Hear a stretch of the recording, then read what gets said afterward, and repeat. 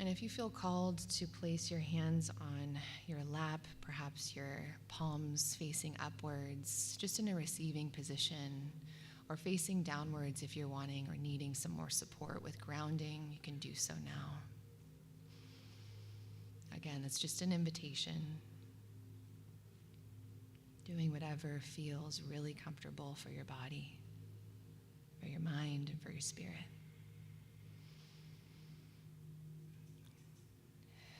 Let's drop in together.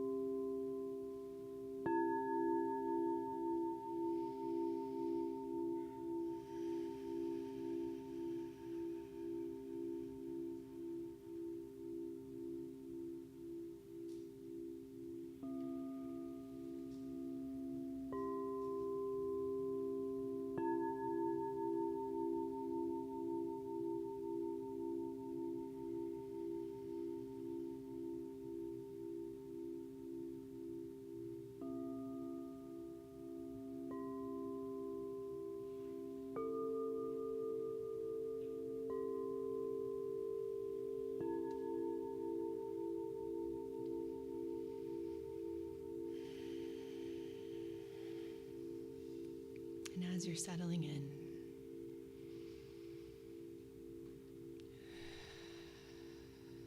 invite you into your heart.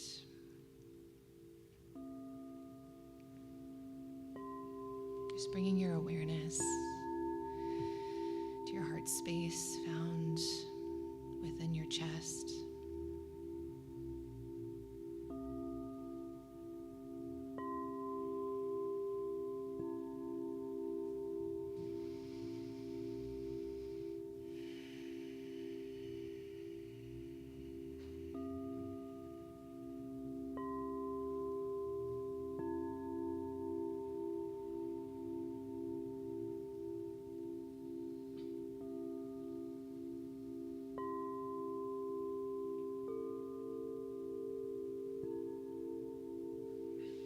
And just feeling what's present there. Perhaps it feels a little tight, a little tender. Maybe you feel fully open just being in this space together right now.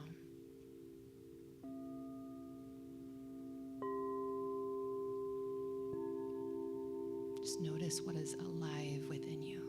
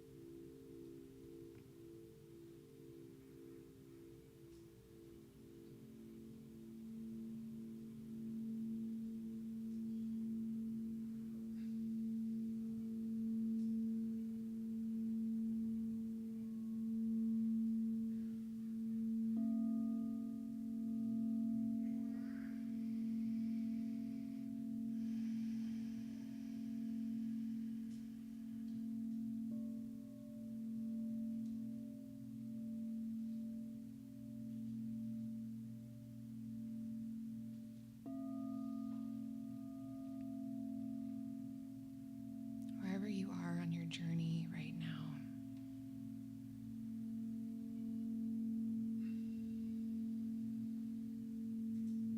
I know sometimes it can feel like God just drops you into the deep end.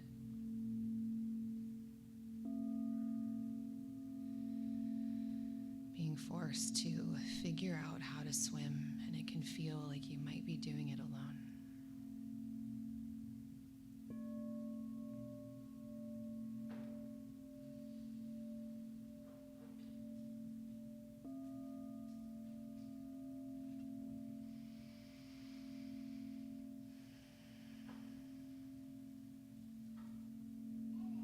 It's in those moments that we actually meet a different part of ourselves.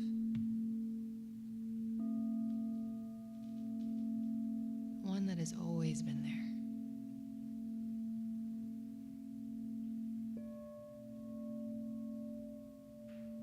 We can surprise ourselves with the amount of resilience,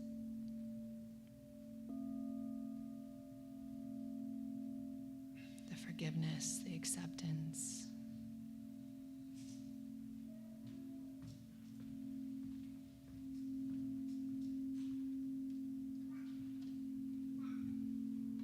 The strength.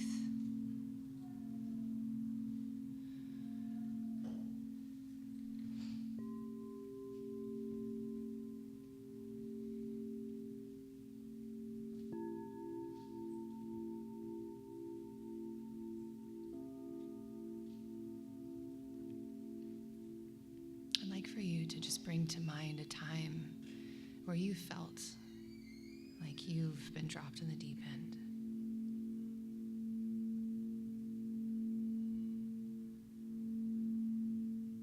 Perhaps it was a dark time, a hazy time, one that you couldn't see the light in.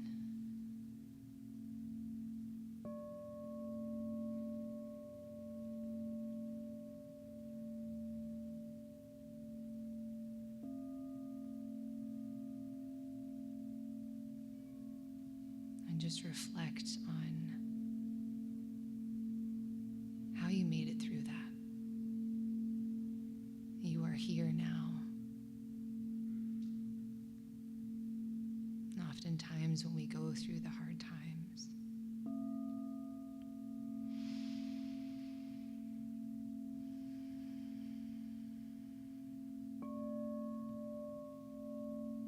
we evolve into more of what God created us to be.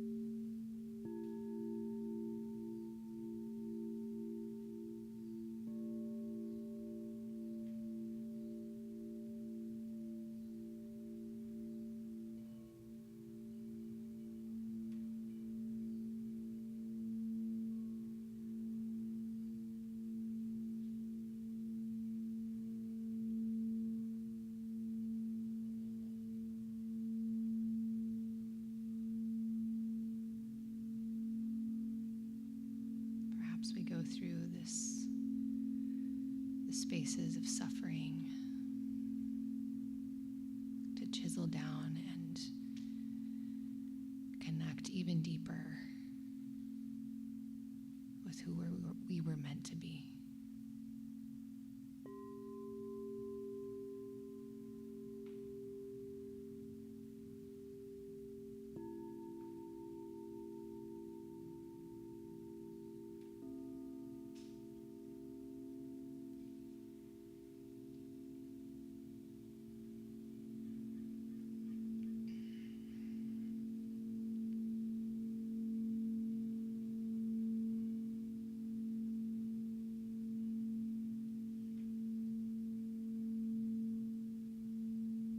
as you're still connected with your heart, where can you maybe soften just a little bit more and invite more gratitude for all of those times that have shaped you and continue to shape you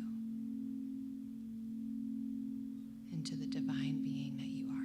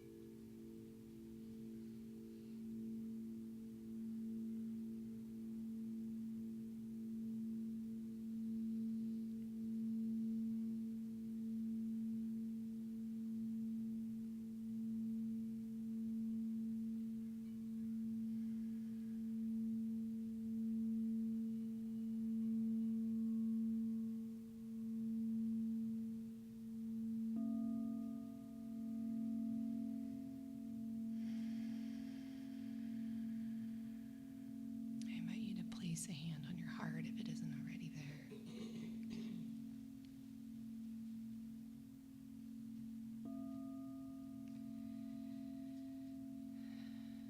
Just feeling your heartbeat, feeling your breath.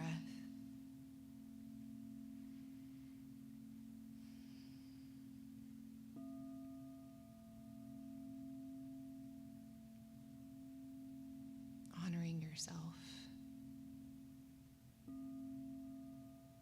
Honoring those around you.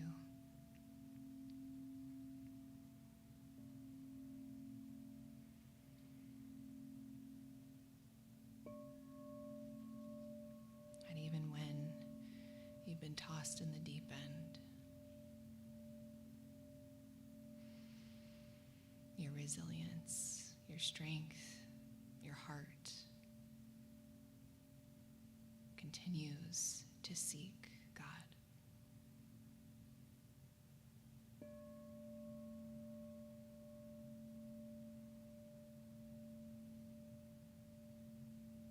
Thank you for sharing your heart today. And I just invite you to, as we receive the message in just a few moments, to intentionally keep your heart open. I pray that the Holy Spirit will give you clear eyes, clear ears to both see, hear everything that you're meant to receive today. Thank you. When you feel fully ready to welcome yourself back into the present moment, just moving your body once again, really connecting with your fingers, your toes, fluttering your eyes open when it feels right. Thank you.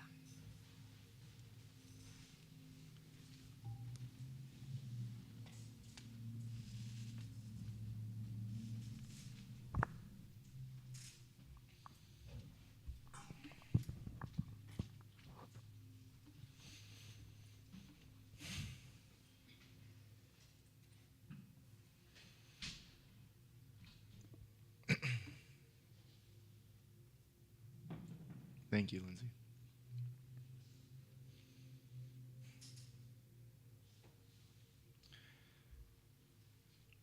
So we've been in this series, The Alchemy of Suffering, seeing how embracing suffering can actually transform us, bring hope into our life, ironically, paradoxically, by pressing into those places instead of avoiding them.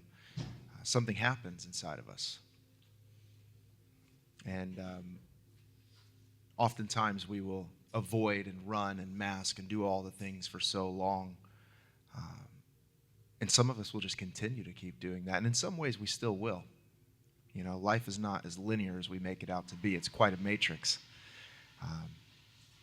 Not an intentional reference to the movie, although a case could be made.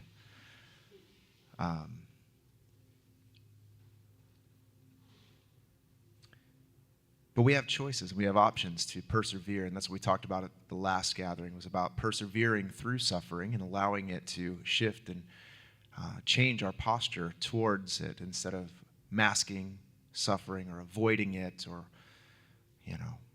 falling for all of its illusions to keep us captive in its grips, that we have the invitation to actually become something through the process. And life is a continual series of suffering and persevering through that suffering, and it comes in different waves. Sometimes there's darker nights of the soul. Sometimes the deep end is really deep, and you can't feel the bottom for a while. And then you learn how to swim a little bit. And then another current comes, no pun intended, and all of a sudden you're left having to learn how to swim all over again, seemingly. And these first two elements, suffering and perseverance, if you take the analogy of alchemy, which we won't spend too long on that, these are the sort of raw base materials of life. Just the natural, it is what it is. There's seemingly not much value in it. But this third movement into character is where you start to get that glimmer of gold that starts to shine through those base materials. You start to see a little bit of fruit of all of the persevering effort through this time, and it's a really rewarding time. And this character is ultimately what you're revealing is your true self, who God has created you to be. And for me, learning the character, and I will say too, learning this growing up, being a pastor's kid and all, and doing the whole, church pastor thing for the years, we tend to talk about this in our character, about being an upright person. That person is a person of character. And that's true. Absolutely. That is about this persevering. It shapes your character and how you are as a person. But it also is shaping the character that is you, the true self, deep beneath all of the personalities and personas and roles that we play and engage with. If you allow it, it's showing you something more true than all of the things that we play and the character development that we have. And that does bring a great hope. And I'd love to just end on the hope this week, but we'll save that. But the character of your true self is who God is in you, who God created you to be. And it's only through those difficult times that you really begin to understand that in its truth. And there's a couple things that I just wanted to share in our brief time together, thoughts about this, that, I kind of didn't want to share, and maybe you can feel me sort of dancing around it a little bit. It's a little vulnerable. But there's been a lot of times where I feel like these dark nights reveal something deeper and true about you, and there's a grace that comes with it because you're so carried through it all. But one time in particular, and the older I get, the more I realize, again, you just sort of start collecting dark nights of the soul, and you begin to see them as sets of waves coming in, and you either learn how to swim or you don't, and let it suck you into its abyss or not. But the choosing to swim with it, the choosing to learn how to navigate it. One of these times happened for me a few years ago, and I had a completely other thing that I was considering for this Sunday. And yesterday, we have some like shirts and sweatshirts that we've been working on, and I had a sample, and I grabbed a current sweatshirt that I'm trying out that didn't work, but I'll wear it anyway. And I put this sweatshirt on, and I just felt like the Spirit tell me, tell your friends tomorrow about that time a couple of years ago. And I'm like, which time? He's like, you know what time. A time that really shaped my character as a person. I realized that for many years I continued to seek and search out for people and places and institutions to validate me and who I was. I continued to attach myself to people who saw a gift in me, and I would cling to them as they would tell me all the ways that I could partner with them, and I would give all of my best self to all of these promises, and I could see a pattern that was happening in my life where I just continued to neglect the true character for affiliation with others that would put the character they wanted onto me to play. And I would play the character who they wanted me to be. I could play it. I could do it. I would adapt. I'm a 4 on the Enneagram, so in my stress, I go to a 2, and I will people please everyone all day long. And that would happen time and time again. And the pattern was revealed to me whenever I was a part of a project. And I apologize, this is a little like scattered or whatever. It just came in for me yesterday to be like, let's talk about this. I'm like, no, here we go. In 2022, I was invited to be a part of a project that had to do with a lot of far out things that I was not very familiar with. And it had to do with cannabis and all of these other things I was invited to be a part of. And I was not really like involved in that scene very much, but my friend was starting a company, and he wanted me to kind of spearhead this company because it had, it was called Christian Cannabis. I know. And I'll stop dancing around the damn story and just start telling it to you. For the love of God, Jeez. Back in 2019, this Easter, by the way, is on 4/20, and I joked about having current branded edibles for you, but we won't. Because I really am been focused on a clear-mindedness. That's a whole nother topic for another time. But during that time, my friend, 4/20 happened on 2019 Easter, and in celebration of launching Christian Cannabis, he flew a plane over Coachella that said ChristianCannabis.com. And everybody was like, this is interesting. Fast forward a little bit, I had spent some time with him in 2020 during the lockdown that admittedly some of the things we didn't play by the rules. That's another topic. But I went and I visited him in Santa Cruz, and we spent some time together. And then fast forward about a year later, he invites me to a lunch and says, hey, we have this thing, Christian Cannabis, and I would like for you to be the sort of face of this. And at that point in time, we had started Current before. We did this for a year. It didn't really go according to plan. For a bunch of different reasons, it didn't work out. All of a sudden, I got linked up with some Pentecostal church that we were going to be a campus of, and I'm like, what am I doing here? Because this guy just sat with me on psilocybin the year before, but now I'm in Pentecostal world. Where am I at? Why am I telling you this? This is nothing what I prepared to tell you for the past 7 days.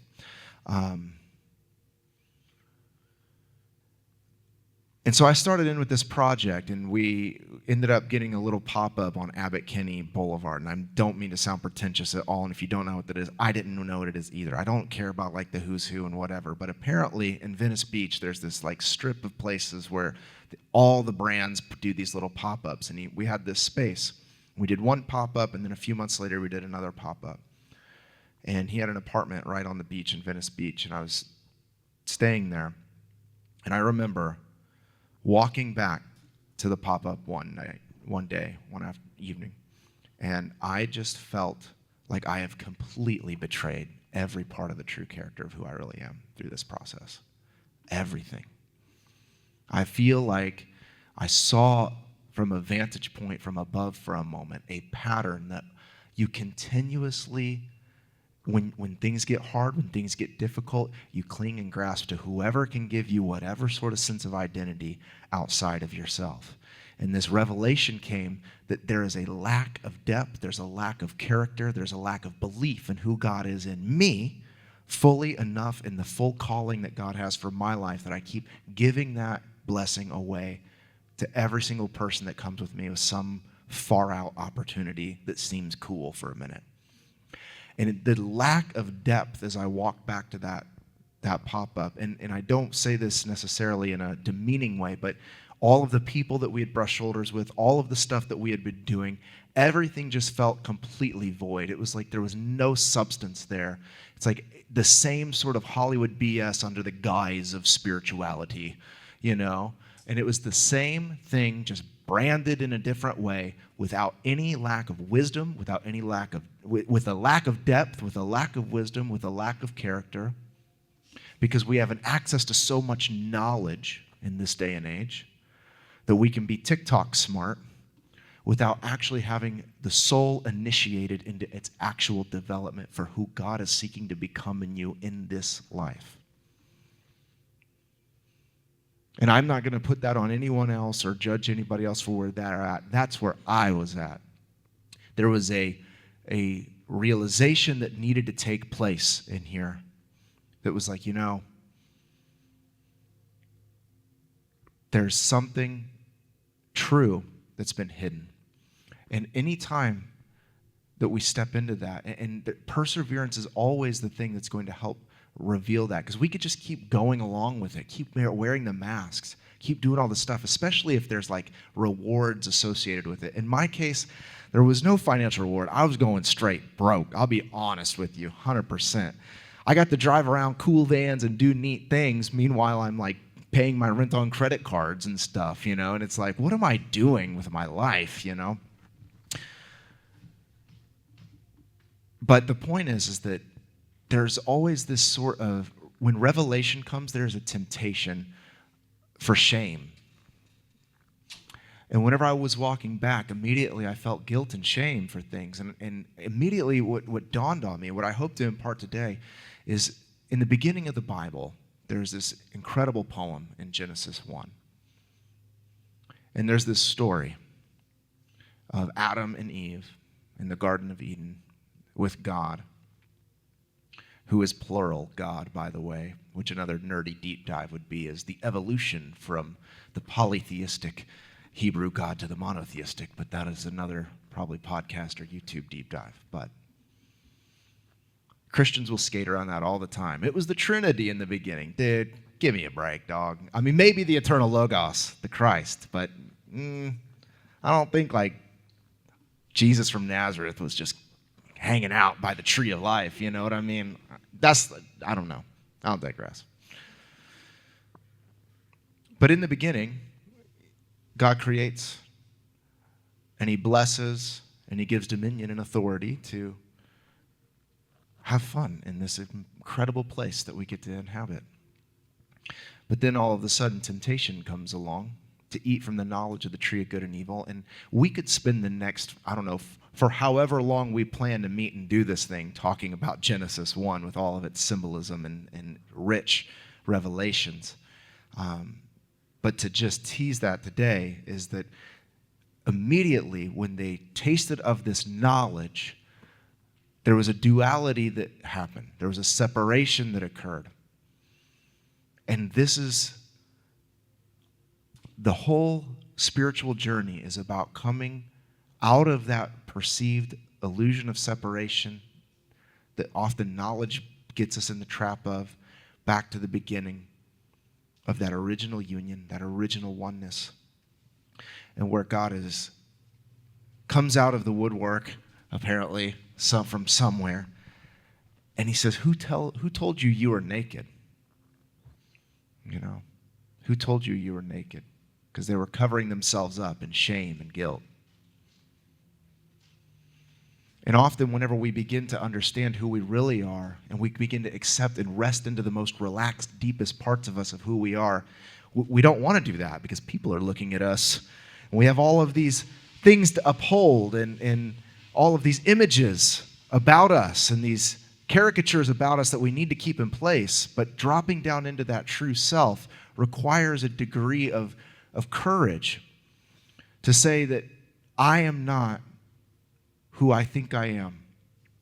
And dropping into that character of the true self is that freedom then that comes to live and move and have your being in incredible ways. And what happened for me was learning what it feels like to really be like me. You know? To not feel guilt or shame or any of these things, but to feel at home within yourself. And so I use this language a lot, and I'll end it with this, is that I apologize if it's a little all over the place, but I just am feeling like there's certain things there. Pick up what you want and discard what you don't. I hope that this is more of a temple space of sharing than a performance of any kind. But I use this language of becoming who you've always been. And a friend of mine is like, that doesn't make sense. What do you mean becoming who you've always been? Well, there's a refining process that takes place within us. We are being shaped. We are growing. We are evolving into the image of who we are. While simultaneously, during that process, we're being revealed and opened up to who we've been the whole time. That true self, the authentic self, who God is within us, being shown and revealed. Both are happening simultaneously. How it all works, I don't know, man. But what I can tell you is from my own experiences is I feel like I'm making progress. I feel like I'm making growth. I feel like I'm evolving. I feel like I really am growing spiritually, growing into maturity. But all the while, it's just shedding, removing, excavating down into that true self with all the conditioning that has been brought upon me by myself and by my environment around me. And so what I hope today is that, if anything at all, is that you be encouraged that as you persevere suffering, there's something taking place there. You're being refined into who you are. You're being shown who you really are, deep down in there, beyond all of the things that we put on the surface, beyond all conditionings. And if a lot of this seems a little like, practically, what do you mean by all that? Well, some ways that you can begin to actually drop into the character of your true self is to begin, if you're an intellectual person, just start by observing the narrative going on in your mind a little bit. Simple. Well, simple but not easy. Start to observe that and question it. Who's really talking in my head right now? What character in my life is speaking? Is it really God? Is it really the true me? Or is this the conditioned self that's scared? And just name it. I see you, shame. I get quite familiar with you around here. Self-sabotage. We hang out a lot. I just name it. You begin to name it for what it is, and the character of your true self will emerge as you name all the other characters that exist inside of you. And Jesus talks about this spirit of truth that leads you into all truth. As you trust that spirit of truth within you, you'll begin to learn the tones that happen inside of your mind. And as you persevere suffering, not in a way of putting up with it, but in a way of seeing it as a lesson in life, a way to learn who God is becoming in and through who you are. There becomes a familiarity with it. And you become who you've always been through the process. Unique, fearfully and wonderfully made, in the image and likeness of God, who is seeking to work in your life all things for good. And the problem is, we can't see that taking place all the time. So we create the fabricated narrative with all the characters. Another practical way, just as we end it, is by getting still in meditation.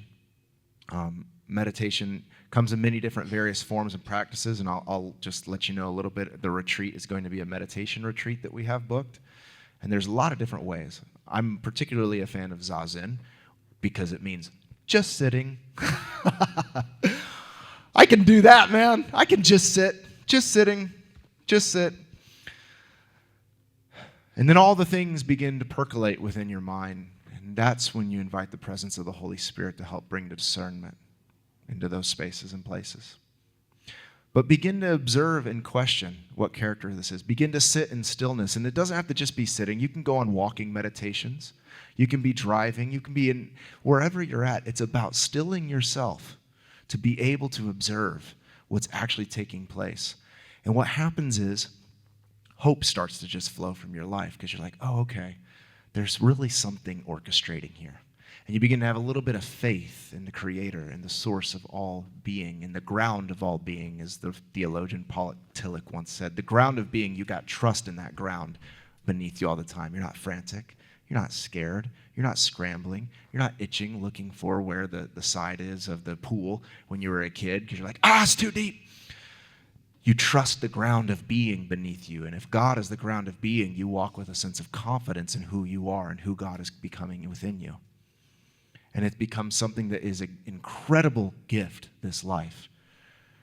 No matter if it's pleasure or pain, no matter what's happening or not happening, our preferences and our aversions, we learn to let go and to detach and to trust that God is fulfilling something good and pure and true in us and through us.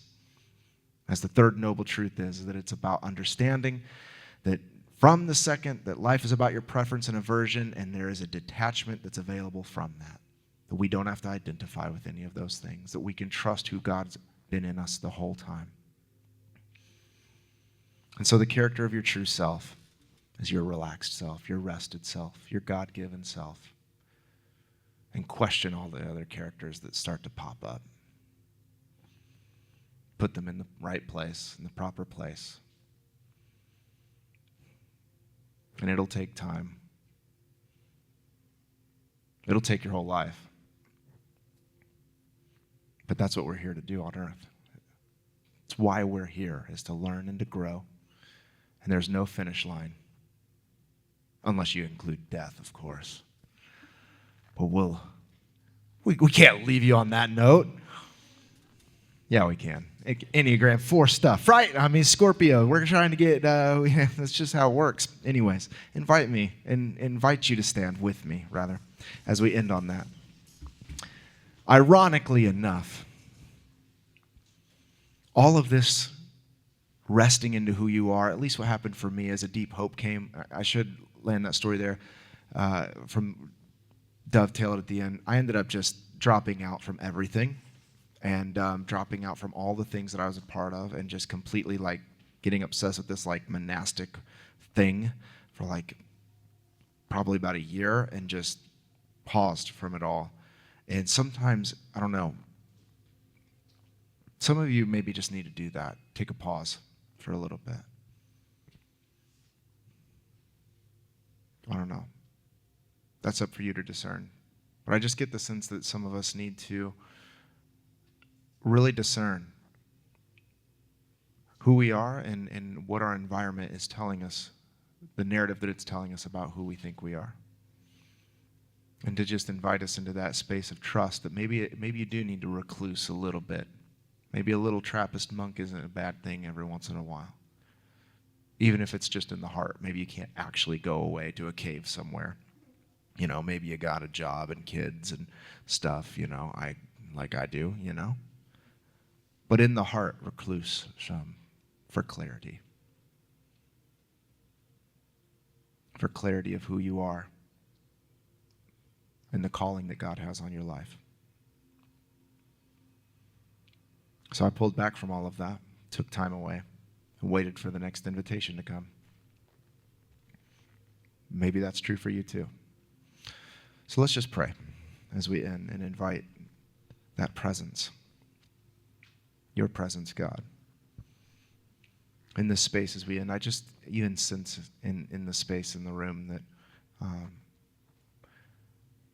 in the smorgasbord of things talked about today, that certain things are maybe tapping on things that we don't really want to venture into. Maybe we don't know how to pull back from the things that we've committed to that maybe we don't feel like is in tune with your presence and your purpose for our life. We don't know how to pull back from the things that we've gotten ourselves into. And in this moment, I just ask for clarity on some of that. Even if it's just a surrendered letting go of admitting, I don't know how to pull back from the things that I've gotten myself into that I know are not aligned with me, that I know lack character, that I know lack depth, that I know I need to recluse from. Maybe it's just admitting that. Because your deep inner true self knows that the character that's being developed is not the one that you believe is true, but a fabrication. And the Spirit of God wants to come and bring encouragement and empowerment for you to follow the leading and prompting of the Spirit of truth in your life. So even now we just wait for a moment. We say, come, Holy Spirit. We thank you for your presence. Thank you for this pause in the busyness of life to realign, to rest into that deep, true, core self and allow our decision-making to come from that place.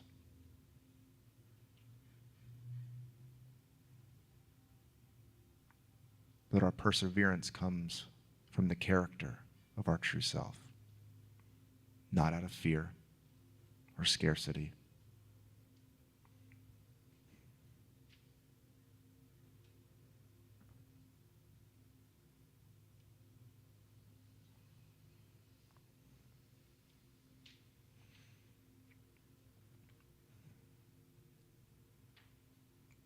Thank you for your presence, God.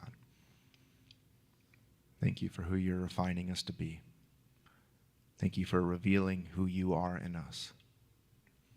And help us to walk this path in a way that's honoring to this incarnation and to your presence that fills the breath in our lungs. So be it. Amen. So as we close today, if you or someone that maybe would like someone to maybe even pray with you, Lindsay's, I'm sure, available in the back. If you would like to talk about some of this, if there's some things that you need help discerning through, there's always that opportunity to do that. And I know that some of these things can be heavy, man. And I know that some of it's like, God, I'm trying to have a chill Sunday, and it's trying to be a vibe, and you ended on death, and you're just riffing about certain things. Dude, I get it. I get it. But you came into this life for a reason. You know, I hope you're growing into that. You came in here for a purpose, and that has to be something that has some time carved for it. So I'll digress.